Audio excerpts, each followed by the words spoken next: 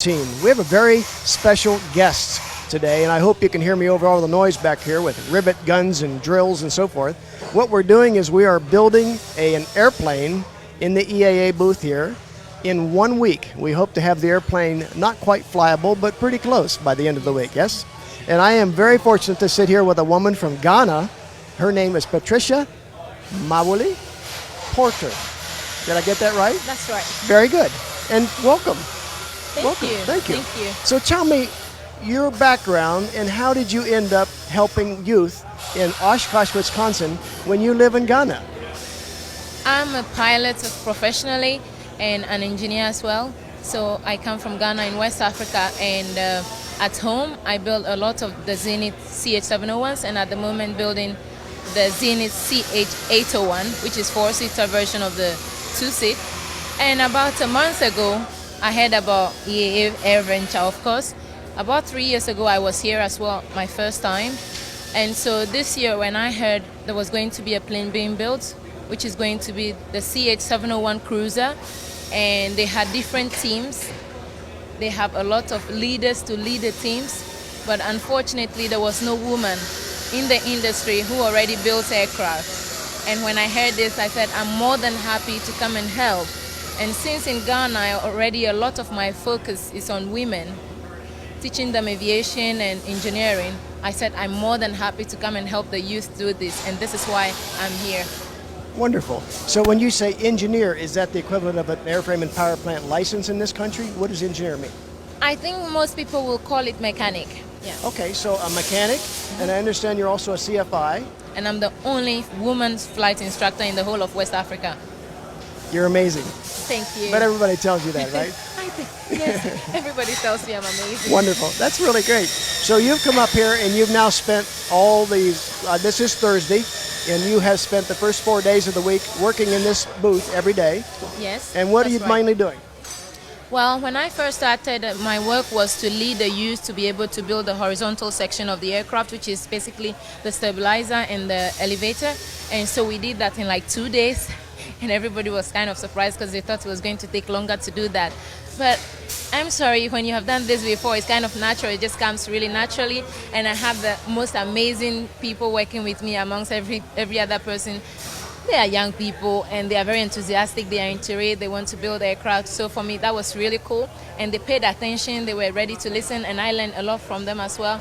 And so that was what we did. But after that, when the work was over, there was other stuff that needs done, like filing. I love filing. Somebody like filed a few minutes ago and it wasn't as it should be. So I went for it and filed it.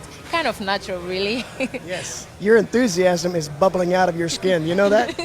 I don't know. It is, absolutely. And I'm getting the enthusiasm out of that. That's really cool. And I'll bet you that's fun as a team leader to take the people that are wanting to help and turn that into driven rivets and completion. I think that's really cool because a lot of them, they came there the very first day really confused. They don't know what to do. And there was a manual in front of us with a lot of skins and other skeletons to put together. And hey presto, within 2 days we had that working. So for them, that was a lot of smile because, you know, there are certain things that when you are doing and there is no short-term sort of reward, kids like that sort of reward. Absolutely. So once they saw it, everybody was really thrilled. And for me, that's what makes me happy, since a lot of my work in Ghana is involving kids and coming in, getting experience. That was brilliant. And I think they are the best group I've ever worked with. The Evolution Flight Display System from Aspen Avionics delivers unique reliability and safety features to GA pilots and is truly the most flexible and affordable EFIS available. Aspen Avionics, a new way to look at avionics. ForeFlight Mobile gives you better situational awareness, more productivity, and simplified decision-making in one elegant app. Start your 30-day trial today and discover the joy of flying with ForeFlight. The debate is no longer about upgrading GA aircraft with NextGen, it's about financing it. The NextGen GA Fund is about doing just that. Find out more at www.nextgenfund.com. Waco Classic Aircraft now offers the Great Lakes 2T1A2. Inspired by the classic YMF 5D, it's smaller but with 180 horsepower, simpler avionics, and fully aerobatic. Waco lets you fly simply for the fun of it. www.wacoaircraft.com. So you've built other Zenith airplanes. How many airplanes have you built? So far, we have built 3 of them, working on the 4th one in Ghana at the moment. So this is our actual, the 5th one we are working on at the moment, and it's brilliant. So you are an engineer or a mechanic, a Yes. certified mechanic, and also a CFI, and you get those licenses in Ghana? Everything in Ghana. And how does that work? There's not just a lot of that in Well- Ghana, I would suspect. Our aviation authorities actually have licensed us as an organization to be able to issue the license on behalf of them, because they know we have a good safety record and we make sure everybody gets what they need. And for us, when it comes to flying, we like a win-win game. We want everybody who comes and give us a bit of money, they should know their money is going to doing something really good. And so they have that confidence in us, and we do that for them. But a country as a whole, aviation is not like cotton. But we think somewhere in the future, if we hang in there, over time, people will begin to see what aircraft can do, what they can be used for. And as a developing country, I think once they come to understand that, it will move forward really, really quickly. Absolutely. And how many airplanes are in Ghana? How many little general aviation airplanes? If you talk about general aviation aircraft, I will be honest with you, there are not many of them. I think there are less than 100 of them, less than 100 of them. And we are the only private aircraft operators in the whole of the country. Wow. And how big is Ghana for the people that don't know Ghana very well? Ghana has a population of about 24 million people. And so it's not a very big country, but when a lot of people hear about Ghana, they think it's a little city, but it's a huge country.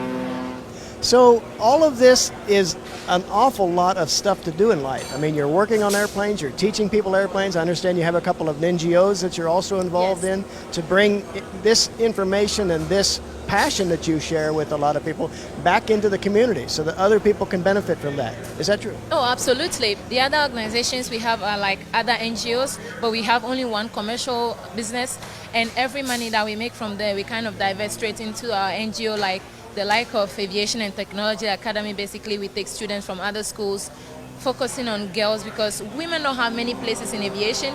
Because if you look at the history, gone were the days where the women were the ones in charge of building the aircraft instead of going to the war fronts and fighting and flying the planes. I believe women actually make a lot of better pilots than men. And the men watching me shouldn't be jealous, but that's what the world works like. And so we kind of focus in the women. We bring them into our workshop. We give them a 3-day or 4-day experience of engineering, building aircraft, building other things, workshops, and aviation.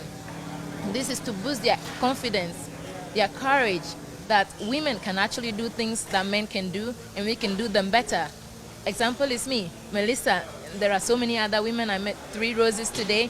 I mean, Rosie Derivatives, Yes. and they were really awesome. They saw me and they were kind of surprised that a woman is drilling. This is what we need. Women have their place in aviation, and it's high time we encourage our young people, especially the women, to go into aviation, because there is a place in there.